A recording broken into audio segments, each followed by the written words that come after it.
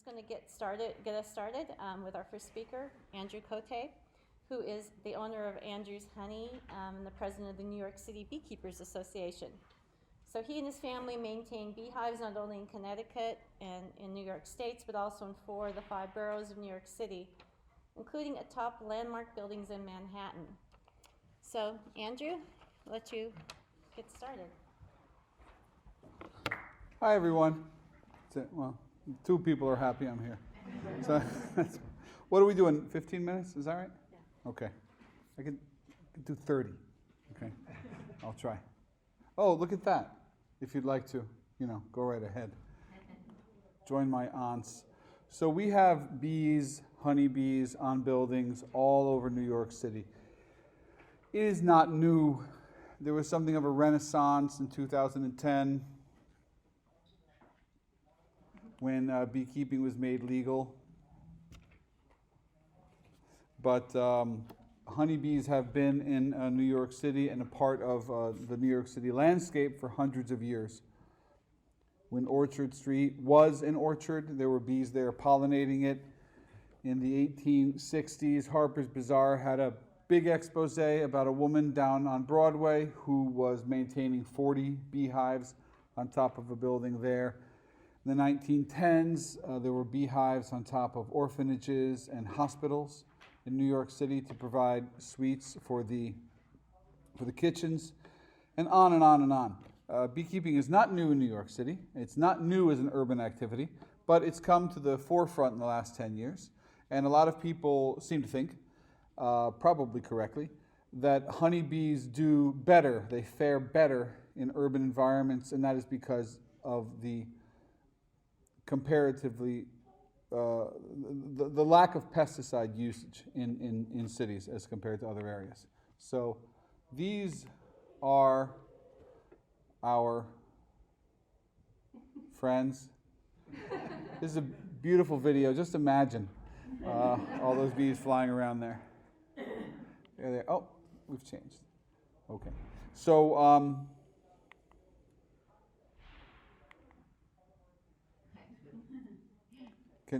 is anyone nerdy enough here to get the joke here? We're talking about Apis, not Vespa. The Apis mellifera. Yes, Linguistica, that's right. It's kind of hard when Jeff Pettis is in the audience, he kind of blows all the jokes. Okay, so in 15 minutes, I can't give you that much information about the honeybee, but I can talk a little bit about beekeeping in New York City. But I can tell you a couple things about the honeybee that you may not know. First of all, her heart is in her bottom. She has 2 stomachs, 5 eyes, 4 wings. Everything is hairy. Even her tongue, even her eyeballs are covered in hair. 6 legs. She's really a wonderful creature. She's been around since the dinosaurs, over 100 million years. I apologize to the creationists in the room. 6,000 years. She's been around a very, very long time. Who amongst you has heard the quote from Albert Einstein that if not for the honeybee, the human race would cease to exist in 4 years? Has anybody heard that? Many of you? He never said it, and it's not true. Human race would do just fine. Well, we have Trump, but I'm just saying. The human race would probably have a much less diverse diet, from almonds, apples, avocados, all the way to zucchini. What we enjoy to eat, at least on a commercial level, is thanks to the labor of the honeybee. So we still have our wind-pollinated foods, but we wouldn't have this commercial production of the other foods that we enjoy. The honeybee life cycle, honeybees take 16 to 24 days to be born, depending upon what type of bee they are. The queen lays an egg, puts it in the cell, looks like a small grain of rice. The fertilized eggs are females, which are workers and queens. The unfertilized eggs are drone bees. After 3 days, that egg hatches into a larva. It sheds its skin 5 times. It's fed royal jelly for 36 hours, and then a mixture of honey and pollen if it is not to be a queen. If it's destined to be a queen, determined by the workers, then it's fed only royal jelly. And then it goes on from a larva to a pupa to fruition as a bee. We'll talk about those three. Her Majesty the Queen Bee. Most people think of the Queen Bee, she's in the center. As the ruler of the hive, the name makes you think that. But she's not really the ruler so much. She's more of an indentured servant. She is working for the workers. It's a real Bernie Sanders dreamland where the workers are truly in control of production and they are in charge of all things, and they can commit regicide at any time and produce a new queen at their own discretion. So the queen, her job only is to lay eggs. Lay eggs, lay eggs. 2,000 eggs a day. Her own body weight in eggs at the height of the spring. And she is chosen by the workers to be made. She always has a retinue around her. She's the only bee that will defecate in the hive. The bees will carry her royal excrement out. The rest of them will poop outside the hive. She lives 2 to 4 years because of her diet. The average worker lives 6 weeks. And that's the queen in a nutshell. The worker bee, those are the females. It's a totally female-dominated world here. The worker bees live about 6 weeks to 8 weeks, depends on the time of the year. They do, as their name implies, all of the work. About 3 weeks they live inside the hive. About 3 weeks they work in and out of the hive as foragers. Their jobs during the first 3 weeks include grooming the queen, taking care of the babies, rebuilding cells, cleaning out cells, being undertakers, being guard bees. And then for the next 3 weeks, they are foragers. They go off on short flights to gather water. They gather pollen for protein. They gather nectar for carbohydrate to make honey. They gather propolis to seal the hive. They defend the hive. They can sting. They have stingers that are barbed so that when that stinger goes into its prey, it sticks there, and their venom sac is pulled out. And here she is with her proboscis, her tongue, which is like a straw, sucking honey off of someone's finger. They are amazing little creatures. They have 2 compound eyes, 3 other eyes, antennas with which they feel and taste. They can feel gravity. And that's how they build their cells the exact way that they do. Okay, the drone. Even the word is pejorative. The drone. He gets a bad rap just because he can't sting, he can't defend the hive, he doesn't gather anything, he doesn't work, he spreads disease. So just because of that, people look at him sort of in a negative light. But he's needed too because he needs to fertilize the queen. The drones are all males, about 1% or so in the colony. They don't have a stinger. They may mate with the queen. If you ever meet a drone, he is a virgin, whatever he tells you. Because when and if the drone mates with the queen, just like the worker bee has a barbed stinger, he has a barbed penis. And it stays where it's put. So the drones, having no job, hang out in what's called a drone congregating area, about 80 feet up in the air. And hundreds or thousands of drones just hang around there, waiting, hoping for a virgin queen to fly by. And if she does, fly through that cloud of horny virgins, then the fastest and the strongest will chase her and catch her. That's why they have those big eyes, so they can see her during that mating flight. And they will catch her and they will love her. And then with, I suppose, mixed emotions, they'll fall to their death. And then the next drone will go after. And on the end of his penis, he has this little claw, and it sort of pulls out his brother's situation and tosses it out, and then he goes. And then again and again, 12 to 15 drones, and that's their job. And then the job of one of the worker bees back home is to pull out all of the pieces like a moil, maybe, in a way. Is anybody from out of town? Some of these jokes aren't going to work if you're visiting. Yeah, okay. I'll explain later. And happy Easter, by the way. So here we have some of the workers on some of the brood. The brood is the babies to be born. These are all female eggs waiting to come up. We've got bees gathering pollen. This is the pollen here, and in what's called a pollen trap. The video is a little temperamental for me.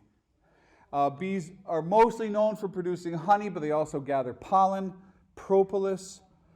We gather royal jelly from them. They produce wax, which is worth more than honey. It takes 8 times the energy and resources of a hive to make a pound of wax than honey. Bee venom is also used. Bee venom therapy, apitherapy has been around a long time. But I'm just going to talk about the honey. About 300 types of honeys are produced in the U.S. Depending on the type of flower, the nectar source, the honey is a different color, a different taste. There's all kind of honey. These 4 honeys are produced in New York City. We've got hundreds of hives in New York City on buildings, community gardens, cemeteries, all over the place. Generally, we get a nice light one on the left here from the spring, a lot of linden, and a lot of Japanese knotweed on the right in the fall. Legalization of beekeeping in New York City happened in 2010. Let me tell you that there are already 258 types of bees in New York City, feral bees in New York City. And as you know, I'm sure, the honeybee is not native to North America. It was brought here in the 1600s. Trump's lawyer at that time was the mayor of New York City, and apart from ruining Times Square, he also was in charge of the Department of Health and Mental Hygiene in all of New York City at the time. He banned honeybees. But, to be fair, he wasn't banning honeybees. He was banning everything other than cats and dogs and goldfish. It was sort of through the whole encyclopedia. And I believe, and I've heard this, I don't know if it's true, that it started with a man in the Bronx who had a rare tiger in his apartment, and apparently there was no law against that. And so all of these animals were no longer allowed in New York City. So we began from 1999 until 2010, when the ban was lifted, to paint our beehives to look like chimneys, air conditioners, and other things. Also, it was a lot like when my 3-year-old puts on my shoes or my clothes. It's cute, but no one really cares. No one was after the beekeepers. There was no sort of chase by the Department of Health to get us. But when we found out that Boise, Idaho, for which I have great respect, of course, and they're Bay City rollers, they had legalized beekeeping. So if they could be ahead of us in that, and not just potato production, we felt that we needed to move forward. So we, in New York City, made a push, and with groups like Just Food, we were able to convince the Department of Health and Mental Hygiene to allow beekeeping to be legal again. Do you know why this bee, not you, but do you know why this bee is wearing the yarmulke? So as not to be confused with a wasp. Okay? Okay? Good. That's your right fact. Okay? That's true. Honey is kosher from a non-kosher animal. There's only one other food that's kosher from a non-kosher animal. I'll let you dwell on that. So I have 3 minutes left to get through 80% of my slides. Urban beekeeping is not a new thing. Tokyo, Kyoto, Reykjavik, Copenhagen, Paris, New York, Hong Kong all enjoy urban beekeeping. Urban beekeeping has been around here for a long, long time. People line up to get their packages of bees, which are brought up from the south in the spring. And they put them on their bicycles, on subways, where they always get a seat, on buses, and they take them home. If you're around Bryant Park, 7:30 a.m. next Friday, we're bringing in 300 packages of bees on 40th Street. So we take them in elevators, we put them up on top of buildings, and we hoist them up and have a very good time. That's my first pollination project, Max. He's not here. He's old enough not to have to come anymore. Urban beekeeping in New York City, Greenwood Cemetery, the now defunct Waldorf Astoria. One thing I want to show you, they have the brains the size of a sesame seed. not as smart as you think. I love them, don't get me wrong. As an organism, they are genius.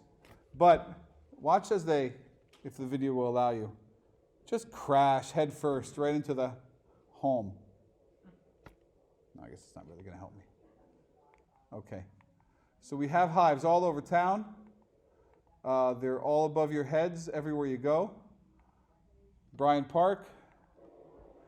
This is a green roof in Union Square. They're all over the place. And I am just going to show you a bit. Community gardens, United Nations, International Bees.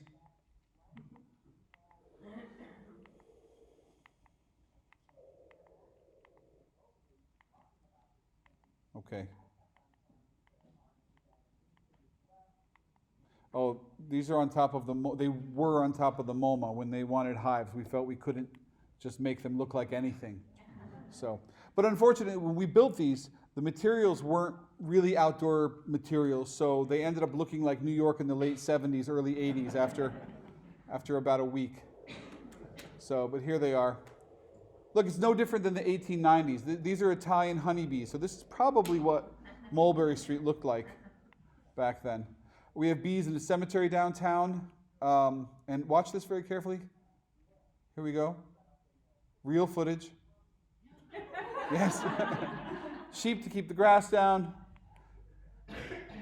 Beekman, stings. Okay, so what happened here? We were a little close to the sun. I ate some honey. There was a bee in it. This baby. And there are swarms all over the city. This is when bees go wrong. Like when Lucifer, the most beautiful angel, left heaven and took a third of the angels with him. Bees sometimes swarm and make, look, she's got no vote, but she can catch a swarm. Too soon? Sorry. This is what happens when bees swarm. They land on things in New York City. I really have to go. Sometimes it's inconvenient. Sometimes it's inconvenient for the bicycle messengers. And this one was very easy to find. So wrapping it up, I will tell you that sometimes they land in places like, sometimes it's inconvenient because they have to block the whole street. That's not good. I just like this because this man is very, very tall. And on the right, he's just so lumpy that I couldn't remove this one. My finale, Times Square, one Times Square from where the ball is dropped with that, is it Wexford crystal? Waterford crystal? What do I know? There was a nice swarm there a couple years ago. Not too high, just 17 floors. Happened to be right across the street from Reuters. So this is very well documented, this swarm capture. And here they are. This is what happens when bees go wrong in the city. So anyway, I think I've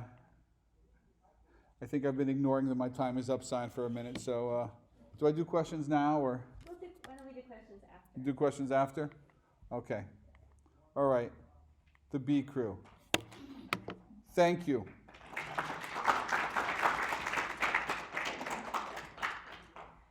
Yeah, swarm chasing has a totally different meaning here than where I'm from, where we have a 4-story height limit for all buildings in the town. So it was nice to hear about, the interesting biology of honeybees, which are a managed type of bee that are now part of ecosystems, urban ecosystems all over the country because we have beekeepers. But we also need, like Jeff spoke this morning at his other talk, that native bees are also in big trouble. And we have about 4,000 species in the U.S. I don't know how many we have in New York. 250. But Jeff's now going to speak to us about native bees. And I'm not going to talk too much about his bio since you heard it recently. But Jeff was a former research leader at the USDA's Bee Research Laboratory. Has done incredibly important work on behavior and chemical ecology of honeybees, and has 35 years experience, is really considered one of the world authorities in bee biology. So we have your your presentation all queued up? I'm trying to start it, but now it won't go back. Yeah, I think bring it back up. I'm trying to. Okay. Thanks. Thanks, Bob. Hold it. Press and hold. Press and hold. There you go. There you go.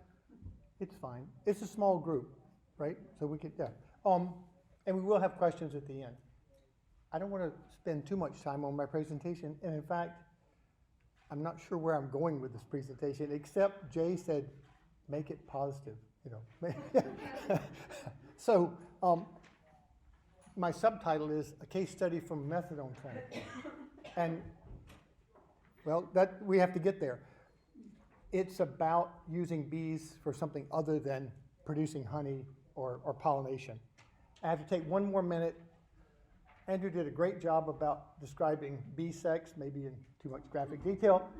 But if you think about the real value of all pollinators, it's plant sex. And it's them, all except for the wind pollinated, all the animal pollinated plants, the fruits, nuts, and vegetables that we really depend on for the good part of our diet. It's this magic moment that is the animal kingdom and the plant kingdom coming together. That's what pollination is. And so, we don't talk enough about it, but it's really why bees are overall important, bees and other pollinators.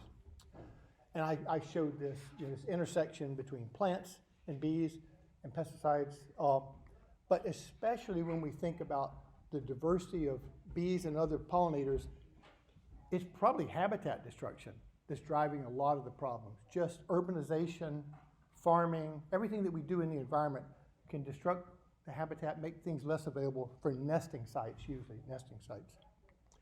And then, of course, there are pests and diseases, and there are pests and diseases that move from wild bees to honeybees and from honeybees to wild bees. And as you know, honeybees aren't native to the Americas. On the pesticide issue, there's been a number of studies that show that, in fact, bees are exposed, and they're exposed to a wide variety of pesticides. You heard the term exposome with human health? Well, we're beginning to apply it for honeybees. We have a paper out, and we use that in the title.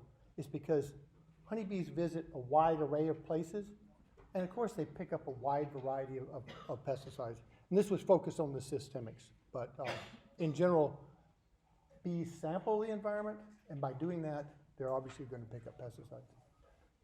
I talked a little bit about what was wrong with this picture. For a honeybee or any other wild pollinator, this is a desert. It blooms one time for a very short period of time. And in previous times, when agriculture was more diverse, there were weeds in there. There was margins and things where bees could find other sustenance. Now, it's literally a food desert for pollinators. We're trying to change that. Many people working around the world, bee-friendly farming practices. Actually, the U.S. government, under the previous administration, we came up with a very big pollinator plan.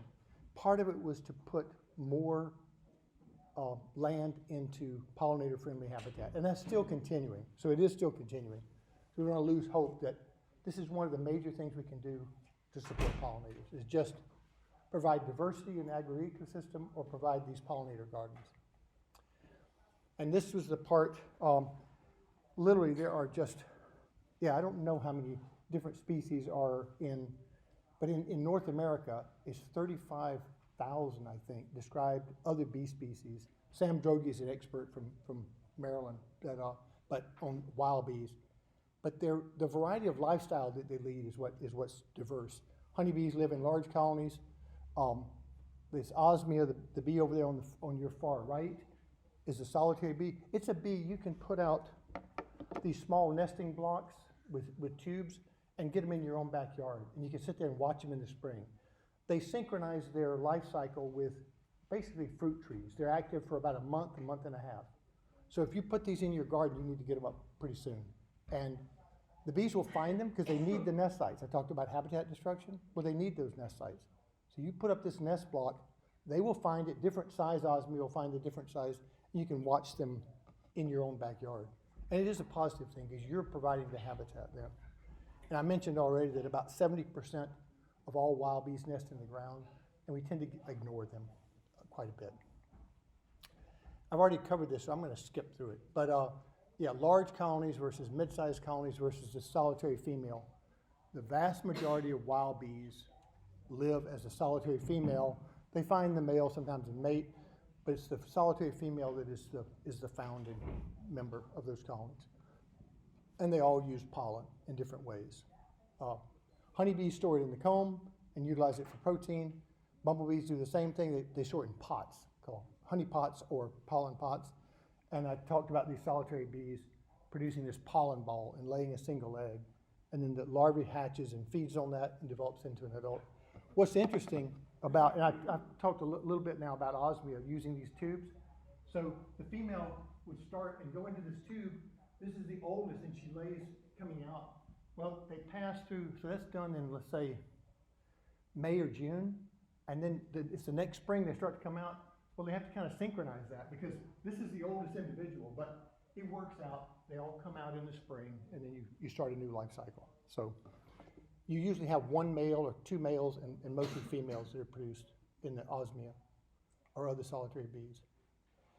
A little bit about pollination. What drives the commercial pollination is almonds in California. It's 80% of the world market. It's a huge crop. And we have to move 2 million of our 3 million colonies from all parts of the U.S. into California almonds. It's the largest commercial pollination event in the world. Honeybees aren't native, but in fact, most of our agricultural crops aren't native. If you think about apples and many other things, they're introduced. Corn is native to America. Blueberries and cranberries are, but most of the other crops, we use a managed pollinator to pollinate them. So it's part of the agricultural system. Oh, yeah, this is where I get to introduce. I had the opportunity to work directly with one of the Beyond Pesticide members in some work we were doing in almonds. They rarely, but they sometimes spray fungicides on the almond bloom. And we were asked to say whether, if we sprayed early in the morning like they normally do for fungicides on almonds, if we sprayed it late in the evening, would it lower the exposure to almonds to these pollinators? Oh. So that was the question we were asked to address. There's another interesting thing about the almond flower. It opens in the morning. The pollen is available until about midday or 1 o'clock, and then there's no more pollen available. So the bees don't visit the flower as much in the afternoon and the evening. So we just asked the question, if we spray in the morning, there's going to be more exposure in the evening. So we set out to test that, and I was lucky enough to have Sarah Bluer, who's with Beyond Pesticides, as a student that worked with me in California that year. And here she is measuring the bee rate visitation on flowers in almonds. So we're standing there for 1 minute and count bees coming to those flowers. Sarah was also a unique individual, and we had some fun. Here she is collecting pollen from a pollen trap, and here she is investigating a crime in California. I don't know how well it shows up, but so here's Sarah sneaking up on this car. We passed this car for 3 straight days on an isolated road in California in the middle of nowhere. A brand new car. And I said, we've got to stop. We finally got to stop and check out what this is. Why is this car parked there throughout the morning and the afternoon all day? And as we got out, you could see the little brown at the top of the windows. This car, we still don't know the mystery. We didn't solve it. Sarah's the prime investigator here. But we walked up. It had burned from the inside. It was locked. So we actually expected to find a dead body in there. It had burned entirely in the inside. It hadn't popped the glass. It hadn't then continued to burn, which was odd. And whatever happened, the car was locked. Well, you can lock it from the outside. Anyway, we never solved the mystery, but so Sarah's a wonderful individual, and I know Beyond Pesticides is glad to have her. But we had to stop and investigate. But now to the real part. Spraying late in the afternoon really did reduce pesticide exposure. So that was wonderful. We found out, and the growers are beginning to adopt that. If they spray late in the afternoon, there's less exposure. A different take now on bees. This is in Hastings Folk Garden in East Vancouver, British Columbia. There's a beekeeper there who keeps bees all over the city. And she's been doing that for years. I'm going to direct you to a study that they did on her honey from around Vancouver. But that's not the real story I want to tell, because as Andrew said, keeping bees in the city is nothing new. Here's the study, urban monitoring. So look up nature sustainability. I tried to get it here in time to get a little write-up in your handout, but nature sustainability, March 2019, and Taylor, and you'll get this study. Basically, it showed that bees are great biomonitors, and what they were looking for here was lead and other heavy metals. And they were able to show that, in fact, yeah, in honey, you could pick up minute levels more near roadsides and things like that. But in fact, the levels were super low, but you could use bees as biomonitors. It's actually nothing new. Bees have been used for monitoring the environment for a long time. But so this is one part of the story. Bees as biomonitors. This is the story I really want to tell. Hive for Humanity. This is the uplifting part. So this mother-daughter team in Vancouver, the mother was the beekeeper, and the daughter was the instrument of social change. And she got after her mother and said, "Mom, when are you gonna do something important in the world? You know, and so other than just keep bees." Well, they started this thing called Hives for Humanity. And what they're doing is they're going into the areas of Vancouver, British Columbia, where there's heavy drug use. And they're using bees as a teaching tool and getting people involved. They're getting the local community involved too. But it's more about, this is Sarah, this is Julia, the mother. She's the beekeeper. And here they're teaching a group of park people, not so much the addicts. But so she's already had these hives all over the city. They now have teamed up and begun to work with different clinics, and they are working in these different environments. But the main thing is they're using bees for social change and really impacting these people's lives. So this is Sarah. She's the one that was driven to work with the less fortunate people in Vancouver, especially people who are addicted to heroin or whatever. And she's really making a difference in people's lives. So this was, to me, was a nice uplifting story about using bees for something other than honey production or pollination. And I would just invite you to go to this Hives for Humanity website and see how they're doing that. It's being done in other parts of the world. People are using them in prisons to teach prisoners how to keep bees, things like that. But this one was particularly focused on drug abuse. So our ecosystems are fragile. We all know that. I'll just close. Whether it's an urban setting or a very much more natural setting, we have to take care to preserve the environment. And obviously one way is to reduce pesticide use. That's nothing new. Just summarizing, when I think of pollinators, I think of bees, broad bees, wild bees and native bees. But birds, bats, butterflies, beetles, and bees, there's a lot of animals that provide pollination. Habitat and pesticide use are probably the two main drivers. And we can use bees for things other than just producing honey and pollination. And lastly, we always think that we at Beekeepers, there's a few beekeepers in the audience, myself included, we think that we are managing the bees. The bees don't really need us. We actually need the bees. So we need the bees. So thank you. Yep.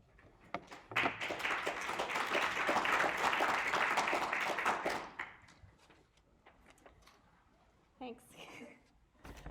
Okay, so I know we've heard a lot of doom and gloom about the insect apocalypse and some of the really major challenges that we're facing. But there's a lot each of us can do, and then in the next couple of talks are going to build on what Jeff was talking about. And especially in urban environments, you look around places like this and you see a lot of impermeable surfaces and buildings, but there's also lots of opportunities to put as many plants as possible as we can in to support pollinators, birds, and other wildlife. And we're learning more and more how important cities are in supporting biodiversity and providing corridors for animals and plants to move through the urban environment. So I'm going to introduce our next speaker, who's Ann O'Neill, who is a Director of Horticulture, Sustainability, and Landscape Design for Battery Park City Authority, which is not the same Battery Park we went to yesterday. Yes. We were neighbors and we were friends, colleagues. And as you'll see when you hear Anne speak, that she's born in Southeast Ireland, and she comes from a farm family with local roots of more than 1,000 years back in Ireland. Just want to say I'm very happy to be here at this. Very happy to be invited, very happy that Battery Park City was included in this. I think that all of us know the challenges and are very aware that perhaps it can be overwhelming and we can lose hope. And sometimes when you lose hope, you lose agency. And it's not that any of us, either individually or collectively, can solve every problem, but we can certainly be part of a more hopeful future for both our planet, all its living things, and for the future.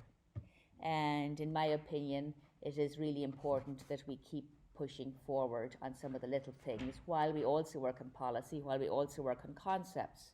Okay? So don't get me wrong, I'm no Pollyanna.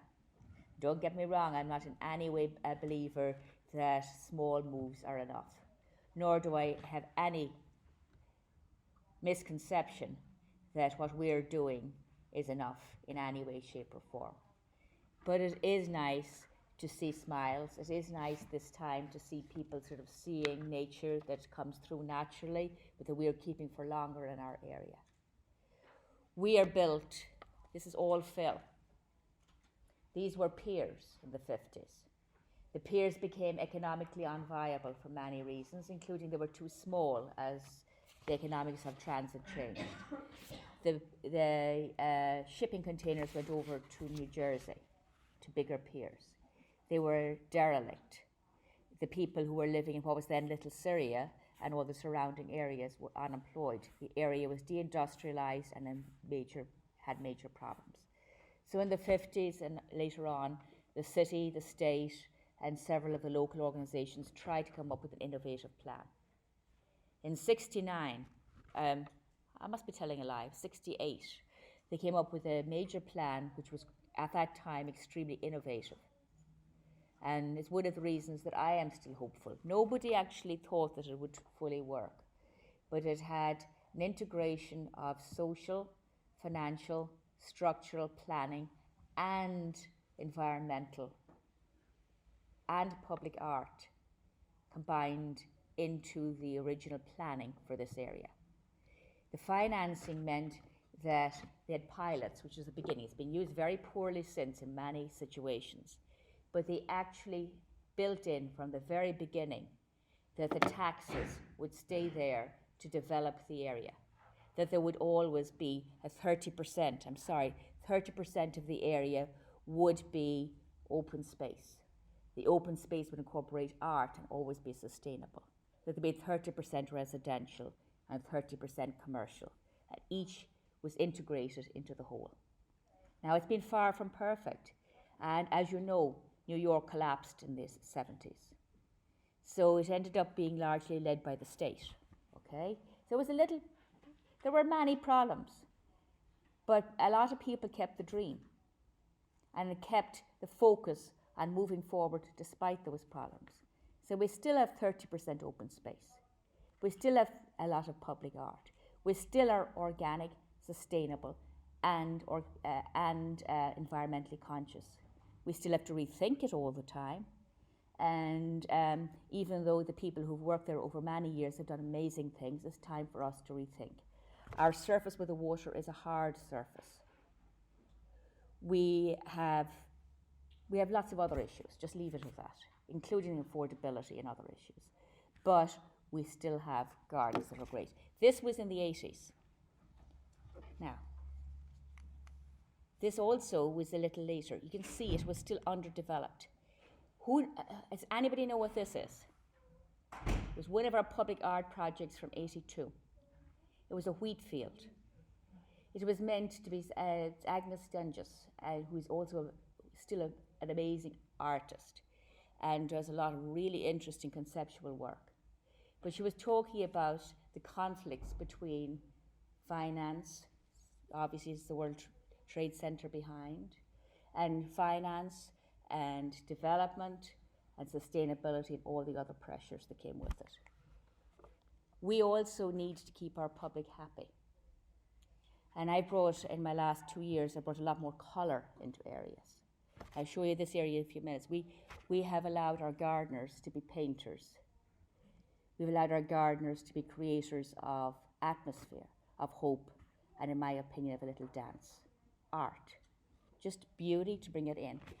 Many of these are also early pollinator feeders, okay? Not everything.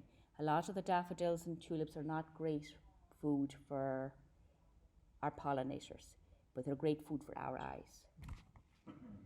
This is the same area, all native plants, a little later.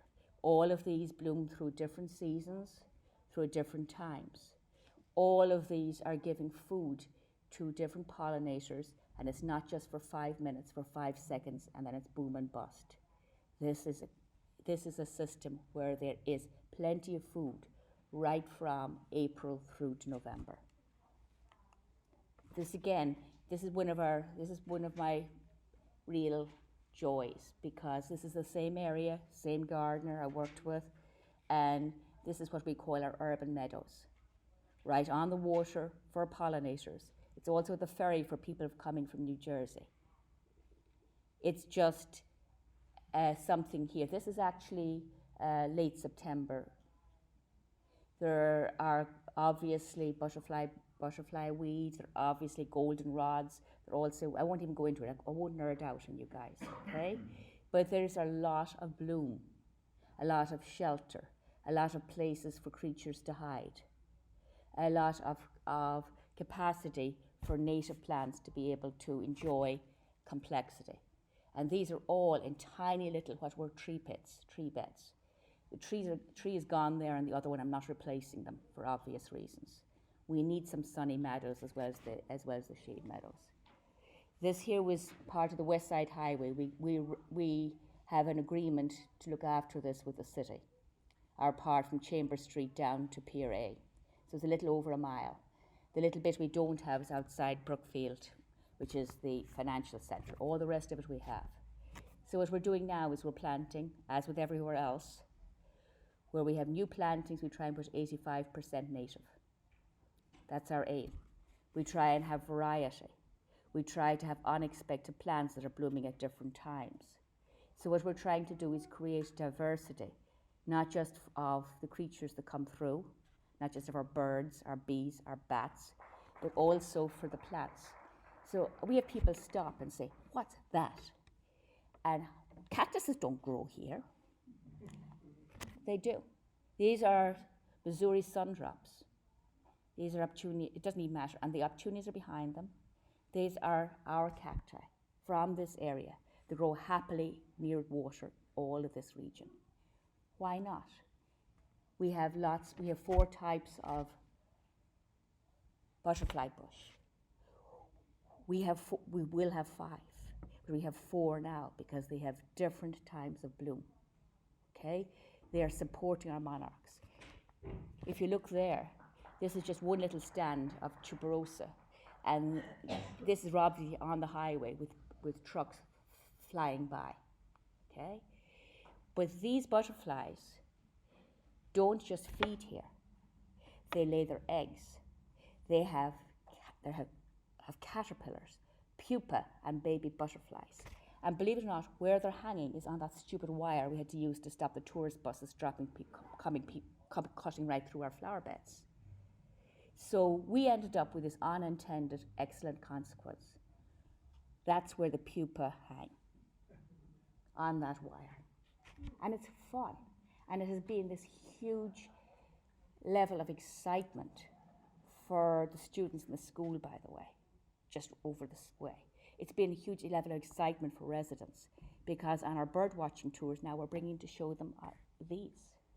We just don't have our migratory birds that stop for 5 minutes. We're now having entire cycles with monarchs which appeal to people emotionally because of decline. We're not going to be the solution, but I want us to be part of it, okay? And it's just fun. This here, again, we have to do ice cream, but we don't have to do ice cream that's instead of our meal. We can actually incorporate. This is right by the Jewish Museum, and it's obviously, we try and incorporate the water and the esplanade and everything else. But these are obviously a hybrid form of one of our native hibiscus. We do our native hibiscus two types. So we do these. These are more photographed than anything else in our gardens.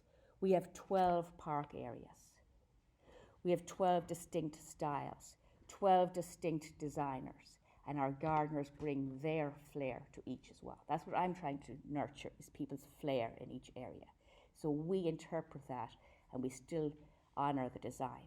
But the one thing we're doing is we're retrofitting each area with more native plants, more complexity. So whether it's what I thought was a very, I hope I don't offend someone, I probably will, but it was a very bad plant design around the Jewish Museum, which is part of the Wagner. It was extremely, it could have been anywhere, anytime. It had extreme poverty of plant material and almost no natives. It was boring. So what we have done is we have increased complexity. We've brought excitement, and we're doing a lot more consistency of plantings. But this here is just fun. This is before me, but we've just strengthened it. And so many people take their photographs here. When we ask, they're hybrid, they're native hibiscus, please grow them. Instead of Rose of Sharon, please grow these, okay?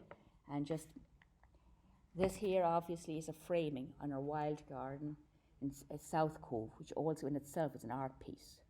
It was designed by Mary Miss and others. It's in itself an art piece. So, but it also has this view, which I haven't properly incorporated, but we have hummingbirds that are so visible for people. This is a frame, we obviously prune well, so the Campus radicans is there visible for people.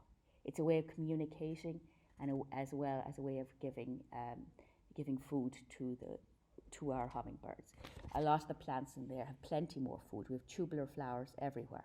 We've incorporated and strengthened that. That was important to us. But the fact is, this is right where people are looking, right where the hummingbirds are. This here is a very poor photograph, I'm sorry. But this, I brought in an awful lot more shelter plants. These ones here are Eastern Red Cedar, Juniper virginiana. So we brought in, I think it was 22 of them last year into different areas. And we're using them in a way as focal points, structure plants, true to the design intent, replacing non-native plants and ones that are struggling with issues of disease.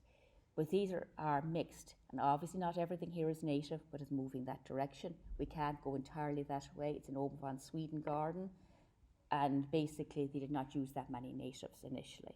We were just veering that way. So we're putting in panicums instead of miscanthus. We're using Eastern Red Cedars instead of Pinus thunbergii, which is the Japanese black pine. We're just doing a lot of change, keeping the design right, but bringing in shelter for birds, places to hide from predators, places to comfort from cold, places where they can use this waterway, and it's not just a desert. It's a resting place at the very least, and I hope a home for many. And we're getting there. We put up bat houses this year too. These here obviously are we use rough lanceolata. We use 3 types of Ross, but we're trying to get also natural variations between. So there's a lot of interest visually for people, as well as the shelter, as well as the beauty, as well as the incorporating the idea that we can have really interesting shrubs.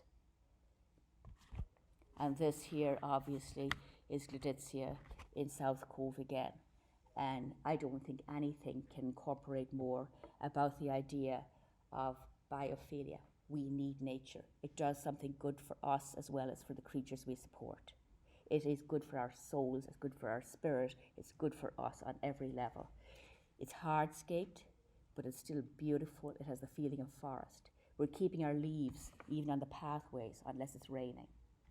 We're allowing people to walk through the leaves. We're encouraging people to walk through the leaves. And we put as many as possible back in the beds. We've changed policy on all of that. We also compost. It's one of our central things. We compost inside our high-rise building in an earth cube system. We take Grow NYC, £600 every Wednesday, plus we take from many of the businesses around. And what we do is we make compost for our gardens, but we're also closing the loop, because a lot of this food will be going outside our area in diesel trucks, whatever. We're shortening the line towards that. It's also about communication, it's also about hope, and that I stop. We do what we can, and I hope that we do better, okay? And thank you.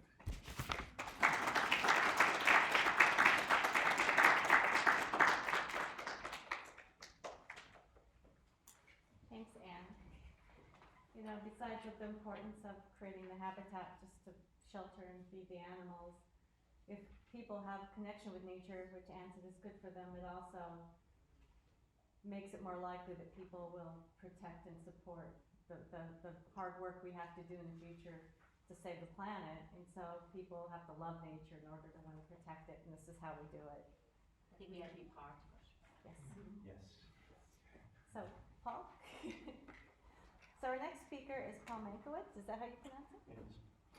Unless you're Slavic, in which case you say Mankiewicz. That's right. Okay, I wouldn't even try that one.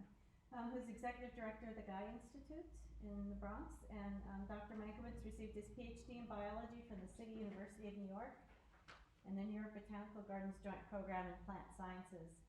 He's a member and former chair of the Solid Waste Advisory Board of the Bronx and treasurer of Soil and Water Conservation District for New York City. And I expect that you're going to continue on this theme of the beauty and opportunities to place habitat in urban areas. And I actually, I'm actually going to even talk about the thematic piece you brought up about actually building landscapes with the waste materials that we live on, is where I'm going to start. I'm going to try and make a home for pollinators. I don't know why you didn't mention the flies. I think I don't know why they got left out there. I'm here to represent, anyway, just Well, while she's loading that up, yeah, flies pollinate. You know what flies pollinate? The flowers that smell bad. So it's crazy. I mean, they're attracted to flowers with bad odor, but it works for the flies. Right? It works for the flies. No, so some skunk cabbage and other things they have their own beauty anyway. They're there. They smell like rotten something, but they're still exquisite in their own way. So what is missing from the biodiversity equation and the carbon capture equation is us, just as stated just there. We are either part of this or we're going to lose it. And by that I mean something extremely specific. Basically, no place in the Clean Water Act, no place in anything that our wonderful conservation group, Department of Environment, Conservation, there's no ecosystem development anywhere. And just if you find it in some law someplace, please send it to me. No place is there anything about ecosystem development. And so we're standing literally on the refuse from the breakup of the breakdown, the weathering of the Manhattan Formation, Fordham Gneiss, Manhattan Schist. Basically, this is what we live on. And the difference between what we build and what nature builds is every time you have a mountain rise up, you jam a bunch of continental plates together and the mountain comes up, what happens next? It starts to melt because fairy dust, lichens, mosses, liverworts just basically dissolve it, and it starts to weather and breaks down and creates ecosystems. In the case here, where we are, right in New York City, in the Southern Appalachian Zone province, it's the richest temperate flora on planet Earth. That is to say, there's more species of plants in the temperate zone here than anywhere, except, of course, for exactly, again, the problem with it is us, because we don't build habitat diversity. So, how to do this is the question. You're going to have to use Oh, it's clicker. All right. There we go. So there's something we can do about this. So in case anyone's keeping track, there's about 40 billion extra tons of carbon dioxide in the atmosphere. And you always hear about choking down, like basically buying a better electric. I want the Tesla myself, really, it's true. On the other side of it, though, some of the beautiful gardens were shown right here. Square foot, a meter square of landscape in this part of the world, temperate zone, catches a kilogram of carbon. I'll show you some things I built to do that. You make it wet, it's up to about 3 or 4 kilograms of carbon per square meter per year. In other words, the CO2 that goes up there now becomes exactly the bees and the rest that we revere for good reason. So what I want to say is we have about 330, whatever that is, billion tons of, no, let me get this right. We have well, it's the same thing. So 330 cubic kilometers of wastewater every year. And basically it's got nutrients in it, would support life all over. And what do we do with it? We throw it down the sewer and into all the bodies of water around us to make sure they can't support as much life as they should.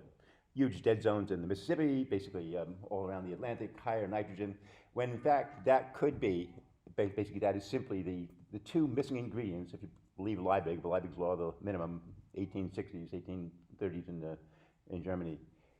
There are two things. If you throw them onto ecosystem increases growth and development, that's nitrogen and phosphorus. We flush them down a sewer with water. Every pound of carbon you're looking at is the embodied work of about at least 24 pounds, more like 100 pounds of water to capture a pound of carbon. You want it down the sewer, or do you want to actually look at the beech maple forest, the meadow of goldenrods and the rest? So the point I'm saying is basically we have flowing through this New York City every day 1.2 billion gallons of water. Grant me half of that is gray water, 600 million gallons. That has a force and a value, and I'll try and go into that. So the reason we're not seeing biodiversity, I do believe, is so that basically this is the curve we're on. We want to stay in this curve? I don't think so. There's from the internet. It's basically the same story everywhere. Terrestrial systems, land plants, basically biodiversity is going down, but even though in some cases, so somebody explain this to me, even though protected areas are increasing, why is this? Anyone explain this to me on a Saturday morning? I know if I clutch it earlier in the week, it'd be okay. How can we be losing diversity if we're increasing area? It's fragmented. It's fragmented on the one hand. On the other hand, basically there's no, when the Appalachians, when Africa and Europe rammed into America, the mountains went up and basically the stuff came down. They were basically colonized, the north side, the south side, the east side, the west side. And unlike Europe, we're extremely smart in America. I know this is hard to believe these days, but trust me.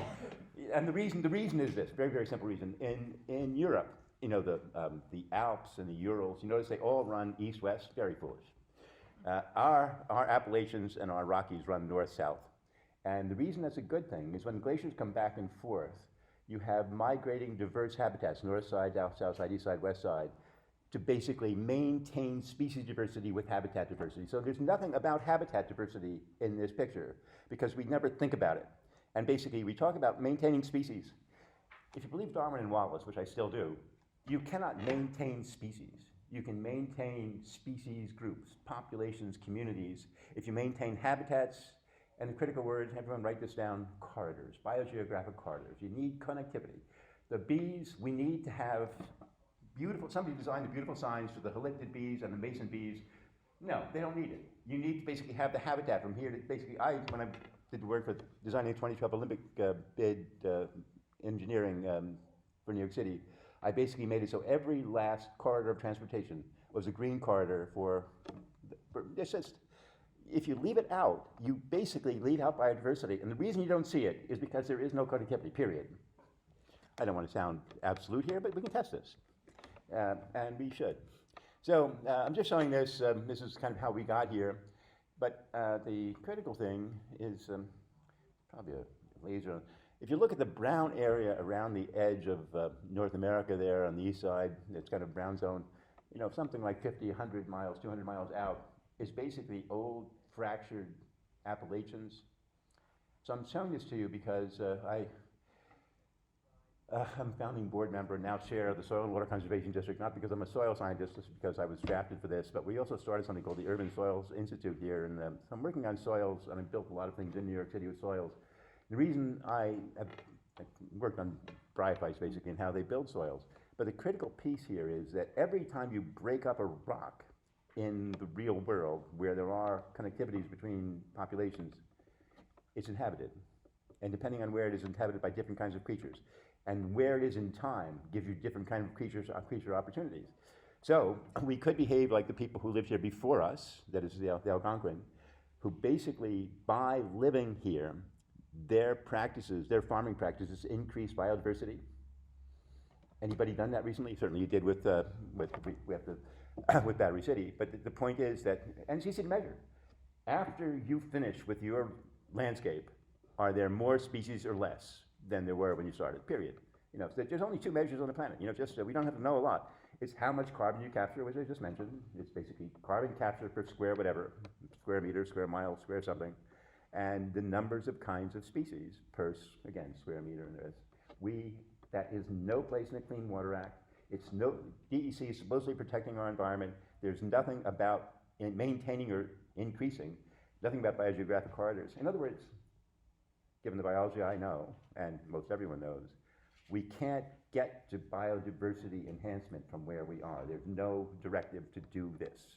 You could write it, I could write it tomorrow. Darwin and Wallace in a way already did, but we just haven't done this. We're protecting things as if we could put a frame around it. You know, it's a Rembrandt, so you just hold on to that. No, you cannot, and we will not. And as those slides told a sad story, we're not. So no ecosystem development, no connectivity between biogeographic corridors, and no scaling of habitat differentiation. I think this is probably a more complex thing. I mean, it's not her fault that it's, say, the hemlocks. But it used to be that every north-facing mountain area, rocky area, hill slope was covered with hemlocks, and it was a delgid from the temperate part of Asia that mainly wiped them out. But there's some people, Cornell and University of Pennsylvania, they're working on, Penn State, they're working on basically species that are resistant. I bring this up because there are 47 species of mammals, 97 species of birds, 240 species of insects associated with hemlock. So, you know, maybe we should really work on that if we want to bring something back. You know, isn't that yes, if we say biodiversity and we mean it, then something like connectivity and something like species that do this kind of work is kind of in front of us. So, so the point is, these are not waste. They're actually resources and they're opportunities. Because again, every 100 pounds of water is a pound of biota. Every, say, 1,000,000 pounds is probably a pound of peregrines and accipiters and exquisite creatures. So our opportunities don't look like the breaking down of the Appalachians. They look like the 34 square miles of roof space we have in New York City, the 6,300 miles, I think it is, of roadway, the 40 miles of shoreline. And then, can somebody tell me what the square mileage is of the wall space in New York City? I have no idea. It's got to be 30,000 square miles, but I mean, I don't know. It's just somebody figured out. You have iPhones, right? Anyway, I wouldn't know how to do that. So the other piece is nature really works for us. Things like I thought one time I was giving a talk at Stanford, and I was saying, it's a shame that there's no way to break down dioxins and PCBs, and the head of the ecological engineering department said, well, we're doing it in the basement. You want to see? And they are. And basically, if you get to fully anoxic conditions, anaerobic conditions, then basically the problem with PCBs and dioxins is they're essentially chlorinated, hyperstable hydrocarbons. And under these, down here, basically, where methane is being produced, there's enough electrons, you pop off the chlorines, and they're just polyaromatic hydrocarbons, and they become food for various bacteria, and they're gone. So it's a poison to us, but not in the right conditions. Sulfate-reducing bacteria do some of the similar work. They actually break down some of the other things. But I'm just saying that I have built systems where there's stuff on the top using oxygen like the rest of us do. But then there's other creatures that actually denitrify, that actually break down, sequester metals, and even break down very deep ones with so the point is that smart as we are, we cannot make something that can poison nature. It can poison us, and we do a pretty good job on that, but it can't. So metals, you know, there you go. I've got a pound of mercury right there. It's going to kill a bunch of people. The sulfate-reducing bacteria produce sulfide. Sulfide binds, basically it doesn't matter, copper, zinc, all the metals, mole for mole. They become unavailable in sediment forever, as long as it stays anaerobic, and they're gone. So we can't get rid of metals, but you can fix them. So in other words, nature is on our side. Were we to work with her?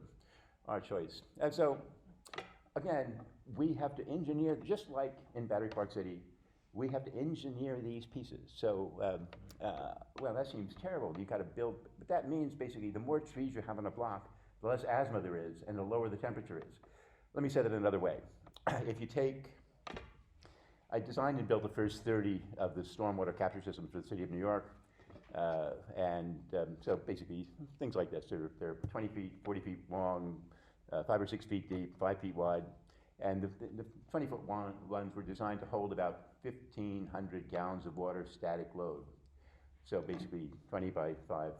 But the way you do that, anyone here drink wine or beer or anything like that? The bottles, of course, when you break them, can be made into an aquifer. And under the things I have built, and I'll show you these in a second, I used the broken glass of waste stream of New York City to create an aquifer so that I captured 1,500 gallons of water statically, but infiltration is probably between 10 and 20 times that much, 15,000 up to even 30,000 gallons of water per swale. What that means, if you have 27 billion gallons of combined sewer discharge every year, if you were to build static load, about 330,000 of these, you'd have all of that water taken care of. Dynamics with actual infiltration is probably maybe a third of that. So in other words, you build 100,000 of these things and combined sewer is gone. There's no more combined sewer discharge. Why? Because you're feeding it to plants and you're dropping the body temperature of New York. Well, you say that, how much? Well, that's very simple actually, because every gram of water when it evaporates takes with it 580 calories. We know this because we sweat for very good reason. Plants are even better at this because what they do is they basically layer the partitioning of heat. So there's hot air boiling off the top leaf. But prove this to yourself with a heat gun. Basically underneath, in the shade leaves, it's always below ambient. In other words, there is no urban heat island in Central Park when it's got water. It's always below. It's 95-degree day, Central Park will be 92, 89, depending on relative humidity. It's physics. In other words, if you want to change the temperature of the city and change the cost of running of electricity, it's very simple. You simply feed the water to plants. So 600 million gallons of water. The gray water is about 6 times the peak load requirement of New York City. We drop the temperature here by multiple degrees. So swale I built in Queens, basically lead areas. What does this work? All the roots are really in the top 10 centimeters or so, but that's where most of the water capture is done in the rest. Beautiful things, roots. There's about 15 to 20 linear miles of fine roots under every square meter of landscape, so they really do a lot of work for us. This is a 100-year storm capturing system I built in the Bronx. That's the first water that came from Hurricane Irene, filling up later. My poor daughter drafted during. That's actually recycled glass aggregate. There was the roots sitting on. Very simple to plant. Put glass aggregate, you simply put a root ball right on top of it and put brome on top. So it makes it easier to plant, then there's no settling of the root ball. So it's a simpler thing. And again, I built green roofs like, which I'll show you in a second. This is a system underneath Major Digging Expressway. It's basically a wetland. I designed an ultra lightweight floating soil and sitting on top of this so that people can walk on it. So that's basically the runoff from the Major Digging Expressway, 1/10 of an acre, filling this floating wetland up, and there are the poor slaves planting it, but it did very well. Just a pop-up, so it was only up for a period of time. This is Einstein Medical College, basically we're spraying on compost on top of the ultra lightweight soil. This is a picture of the happiest HVAC system on the planet, isn't it? Doesn't that look like have you seen a happier, as anyone, anyway, this is the native meadow. When I first planted the Linda Tool, just basically native plants, and basically this building saves 40% of its air conditioning and 24% of its heating. 12,000 square foot. We could have an unbelievable party with those dollars, I gotta say, because that's a lot of money for a 12,000 square foot factory. This is one I built in Ontario, and this is just the beginning of it. This is a native plant center. And the idea is you don't put the water down the sewer, you hold it on the roof, and the plants evapotranspire it. So that's kind of a new model here. This is on top of the 5-borough maintenance facility, the Parks Department. Again, native plants growing in a waste stream, growing in styrofoam that we otherwise would throw away into landfills.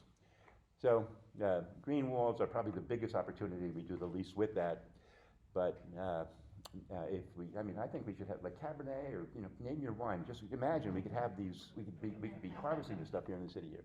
This is a forest growing 16 West 16th Street again in recycled styrofoam, 30-foot trees now. So basically between buildings over a parking garage. So every section we build is a bet on what's going to happen in the future. This is basically a 6-acre recycling site that I've basically turned into a water catchment system, captured all of hurricanes Irene and Sandy, and basically just runs the water into a meadow at the edge. That's a green wall on the side. It's actually fed by photovoltaics, and that's a wetland in front of that. So the concept here, as Darwin recognized a long time ago, just a question, why was Darwin famous? Does anyone know? What did he do? Did he do something interesting? I can't remember. Is there a reason that he came to be early on? You know, why did people love Darwin in England? Anyone have an idea? You might guess evolution, right? You would think that, but he wouldn't talk about evolution for 30 years, 20 years after he came back. Huh? Beetles? Well, beetles, but no, actually, we should do it here. He realized that there were developmental systems around all the atolls, and they were corals that basically grew over time, and they basically could stay even after the volcanoes entirely disappeared. And the point is that we had oyster reefs about 360 square miles around New York City, so you wouldn't need a multi-billion-dollar concrete wall if you did the same thing around New York. And that's kind of the opportunity in front of us. We could actually take the edge. Presented this to the soil, I was on the Sea Level Rise Task Force years back, and the idea was basically you could make sea farms and the rest around the whole edge of New York, and it could pay for itself in a relatively few years. Again, turning ecological productivity and turning the landscape protection into ecological productivity and biodiversity. Built this in Southwest Florida. Basically, it's a doctoral student. It's a seawall that behaves and looks and behaves like a coral reef. So, not a coral reef, like a mangrove. Essentially, he sculpted mangrove pieces, which is mangroves are another center of biodiversity. So the point is, the reason there's no biodiversity is because of our footprint, and our footprint actually is potentially enormous on the ecological productivity side. It's just we build sterile pieces, not Olmsted and Bow, certainly not. We have some of the greatest parks on the planet here. But most of what we do are going to guarantee the loss of ecological productivity and biodiversity because you have to capture, if the English phrase, does it hold water? If it holds water, it supports life. If you can move that kind of capacity into different kinds of habitat types, you can literally support diversity. And diversity, pollinators are not a zero-sum game. They multiply the capacity to actually recover the landscape with seeds and the rest. So we understand some of these parts, we just don't use them. So, but we could. I'll stop here.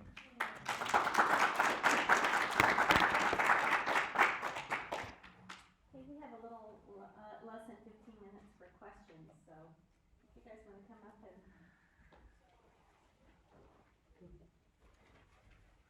Does anybody have any questions or want to hear some of these things expanded on? I'll start. Okay, go ahead.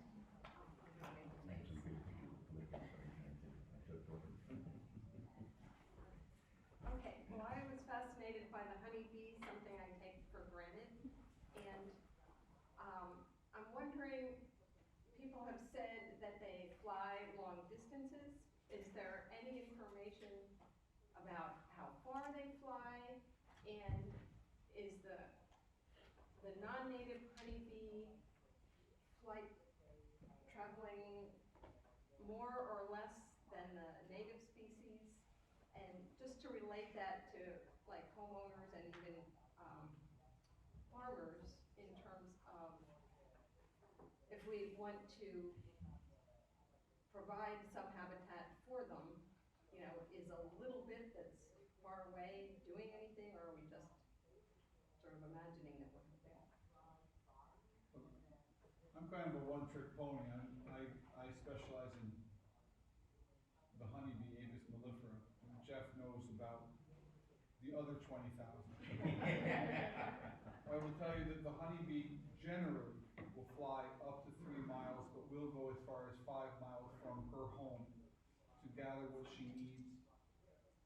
As far as the other ones go, I have to defer to Jeff. As Andrew said, honeybees they're kind of generalists. They'll visit a lot of different flowers. Flight range 3 to 5 miles. Bumblebees fly maybe up to half a kilometer or kilometer away from their nest. And then some of these single nesting bees, or solitary bees, maybe only, a couple hundred yards from their nest. So that's why having a lot of different people have different nesting sites, you're probably helping the native bees more than the honeybees. The other thing about honeybees and a few other managed pollinators is we can move them. If conditions aren't good, we can move them to other areas, to different pastures. The native bees are stuck with their environment. They need diversity of plants to nest in, things like that. So they just have a shorter flight range. The last thing I'll say about it is they often specialize, they might even specialize on a single plant. So we have diversity of the plants. They can become very specialized. So this particular pollinator only visits this particular plant. Kind of like the monarch butterfly.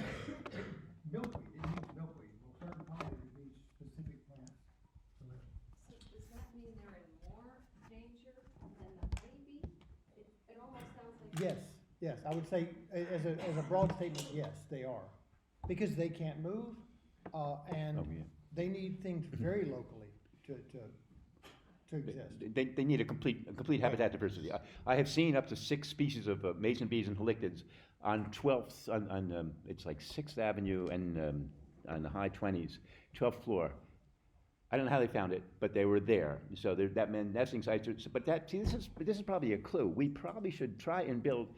I'm trying to get Parks Department to basically cut down a bunch of Phragmites and things, hateful things like Polygonum cuspidatum, and put them in place to use them as potential nesting sites for this. But play with this kind of thing, because we probably can make the nests out of this. But look at what's there and see what there's a bunch. I live on City Island. A bunch of them nest in my yard. But this could be done locally, and once you start to get them, they can probably reproduce. But that's a great idea. And what was said about corridors is terribly important. Like, we don't need fragmentation in little pieces. Creating these corridors is essential for a lot of things.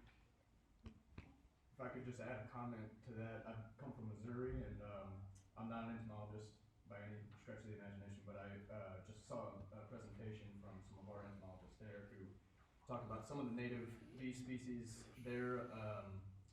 We have about 450 native species there. The ground nesting bees actually only travel a few yards, maybe, and so it's something that we need to think about in pesticide use and mowing and burning. You prescribe burns, even like a 40-acre burn at the wrong time of year could wipe out.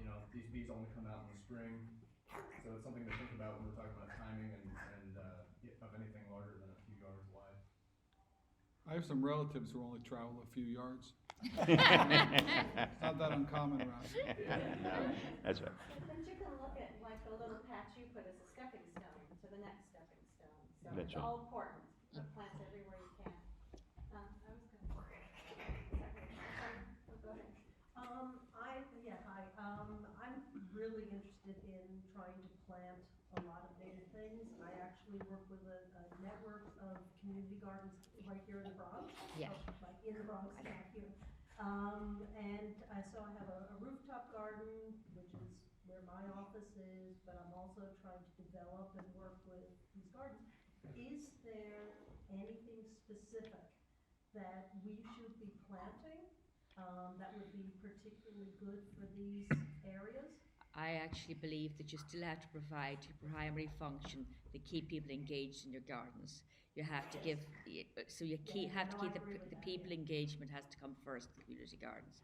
After that, I think diversity, shelter, continuity of blossom, all of that, and start looking at other places where people are achieving some of it and also making a beautiful garden and keeping it productive for everyone so that it's still a place where it doesn't feel that you get overwhelmed with weeding or you get overwhelmed with, say you want to grow vegetables, you get overwhelmed with, it doesn't even matter, just figure out a system that works in each space for each group of people and to make it function well for all of us living creatures. And from my perspective, there are so many, like everybody should be arranging tours to go to Greenbelt. They're local provenance plants. They're part of New York City Parks Department. Work with Parks Department on finding ways to get, even for all the gardens together, to get a range of shrubs forbs, gramoids, all of the different, even trees that are suitable for the different situations you have. You can get complexity that way. They now have an amazing seeding program. So if you do the perimeter of your garden, you take out all the weeds and what you have, you can actually get custom seed mixes from them. They're amazing. Greenbelt, yeah. Yeah, Greenbelt Nature Staten Nursery. Island, it's on, Yes. that's right. Yeah, But, but total yeah, Bronx. that's right, yes. Sorry, Yeah. I, Oh, no, I'd no. be quiet. No, that's Yeah. wonderful. No, that's critical. Yeah. No, that's absolutely wonderful. Just Have you the heard of Staten Island? Victory Boulevard even, it's just, Yes, it look is. at it, yes. Oh, The ferry's free there. Just That's a, right. a quick add-on. Forget the spring.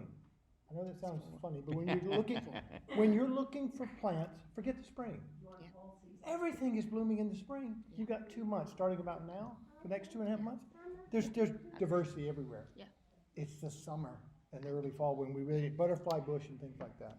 So look for summer blooming things. I mean, you have to keep it all, but Yeah.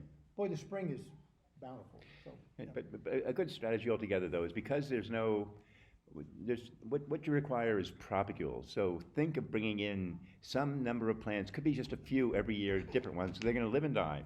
But just keep on bringing something in. Always have a cycle of things. So, and again, the bloom cycle, of course, and also leaving a pile of straw someplace, a pile of clay, it basically makes a difference because these materials are no longer exposed, and people, the creatures that look for them can't find them. But if they're there, they will. So I have 3 or 4 different compost heaps, and some of them just leaves. So very different creatures live in these different things. So even a small pile in a garden, and you will get different kinds of. Piles that were just Yes. That's right. knocked in. Habitat.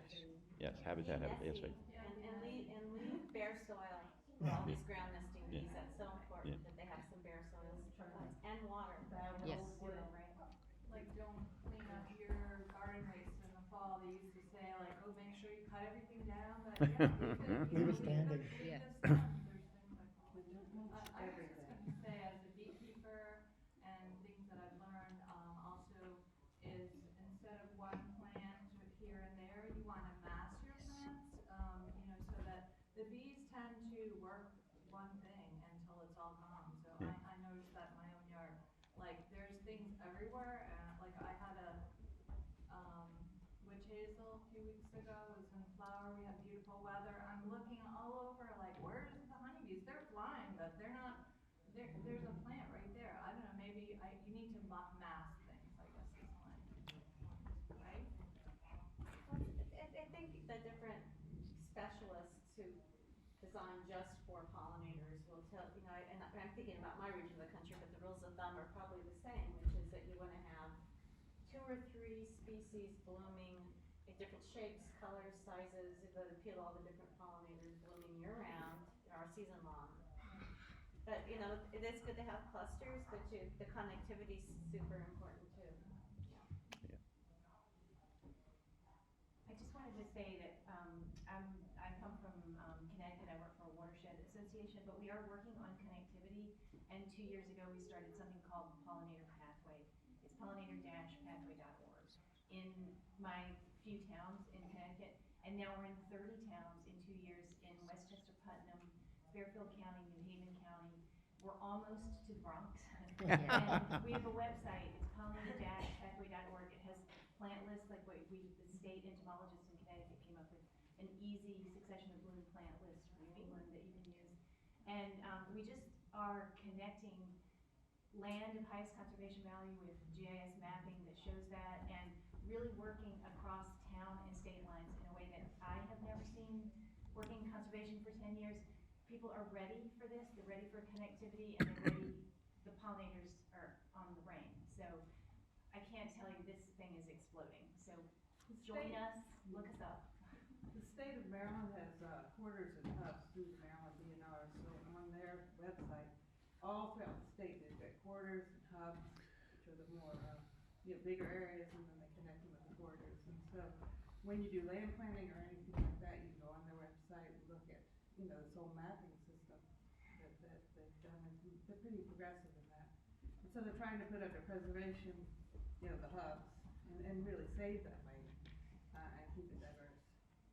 And everybody needs to be connecting together, like you're doing a project, or DNR's doing projects, and everybody's happy to talk you and other organizations, I know when people contact me that we're forming giant networks. So that's what we all need to do. So what's missing so far, though, with all of this work is basically what Dan described. We need always to have plants. You have to be aiming to increase the diversity, otherwise you're just on a decay curve. So basically look at every corridor and say what's missing. And then, just start because again, just like you're doing it, because people didn't know, you were talking to yourself for I don't know how long, but not now. And people are starting to hear it. But they have to hear it with the plants and the soil types and all that will actually move it along, and the water to keep them alive, for example. But this is just the way to go, because we will finally start to make a difference, which we have not in my lifetime, but we could, even though, again, Darwin and Wallace go back a long time, and we're simply taking their insights and making them into, see, conservation will not work without development. You have to be actually recreating what was there, basically, and we can, and especially with something like our native plant nursery. And I know Connecticut College was unbelievable on this front years back, and they still are, I think, quite good. So it's good to have this on. Yeah. Okay, Jeff, you get the last word, and then it's time for lunch if Yep. anybody wants to leave. You know what pollinators are? They're a gateway drug. I love it. They And that are let's go for because lunch. Republican, Democrat, I mean, you can get consensus on pollinators, and they're a gateway drug for conservation. Oh, that's right. Yeah. That's Yeah. right. That's- That's what Final. pollinators is good for birds and. Yeah, That's right. exactly. That's right. All the underrepresented. Yeah, there you go. Yeah. Everything. Exactly. Everything. Yeah. The It's a whole frame bit. there. That's right. Yeah. Thank you, great panel.